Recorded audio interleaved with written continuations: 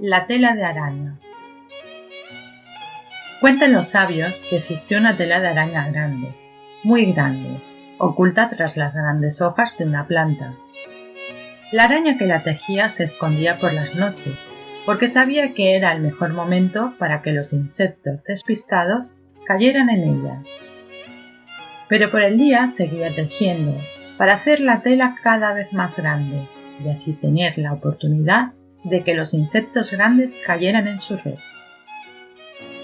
Un día, un gusano de seda despistado fue a parar a la tela de araña.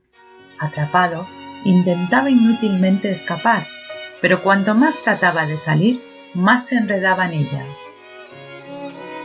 La araña disfrutaba observando el espectáculo, viendo cómo el pobre gusano luchaba sin éxito para salir de su trampa. Cuando se le acabaron las fuerzas, dejó de luchar. Iba a ser complicado escapar de allí, pero no imposible. Tarde o temprano encontraría la manera de hacerlo. La araña, viendo que por fin se había rendido, se acercó a él y alargando sus patas intentó pinchar su cuerpo. Era un cuerpo fofo, pero su piel era más gruesa de lo que a simple vista parecía. Disfrutaría mucho con él, aunque le llevaría su tiempo, no iba a ser fácil.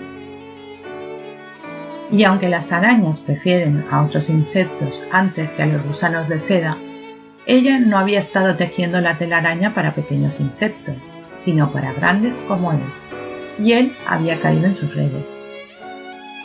Pero con lo que la araña no contaba era que el gusano, inmóvil, no se había rendido y había empezado a rodearse de su propia seda, envolviéndose rápidamente, formando un capullo que sería difícil de atravesar para la araña.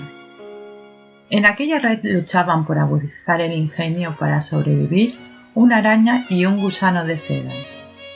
La araña esperó, no podía hacer otra cosa.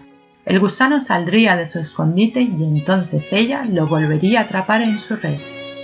Pero el gusano no salió. De aquel capullo de seda empezó a salir una blanca y hermosa mariposa, que rápidamente abrió sus alas y voló, escapando así de la araña. La mariposa voló en busca de un macho para una nueva puesta, y la araña esperó a que un nuevo insecto cayera en sus redes.